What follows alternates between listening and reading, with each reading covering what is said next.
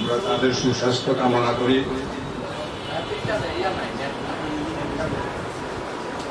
আসলে এই সমিতি আমরা প্রতি বছরে একবার দুইবার বিভিন্ন অনুষ্ঠান করে থাকি। এর মধ্যে দোয়া বা দীর্ঘায়িত করে লাভ নেই। সকলকে ধন্যবাদ। আসসালামু আলাইকুম। আমি প্রথমত বলতে আমার নাম মোহাম্মদ বেলায়েত হোসেন, আমার বাড়ি নোয়াখালী সেনবাগ উপজেলা। আপনাদেরকে পেয়ে আমি নিজেও গর্বিত। আপনাদেরকে অশেষ ধন্যবাদ। আমাকে এতটুকু সুযোগ, তাদেরকে ধন্যবাদ জানাই।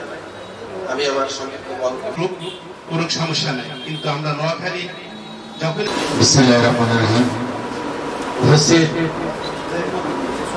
আমন্ত্রিত অতিথিবৃন্দ এবং আমাদের নোয়াখালী কল্যাণ সমিতির সকল সদস্যবৃন্দ, আসসালামু আলাইকুম।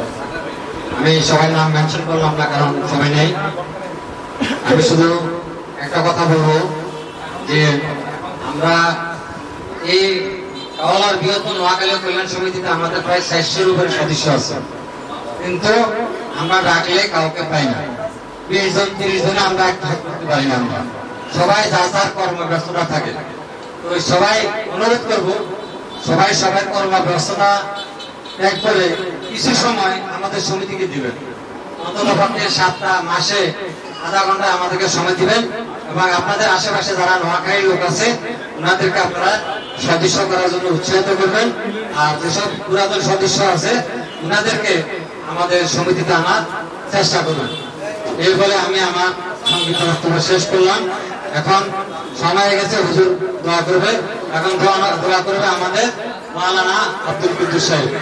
মাওলানা আব্দুল কুদ্দুস সাহেব, প্লিজ।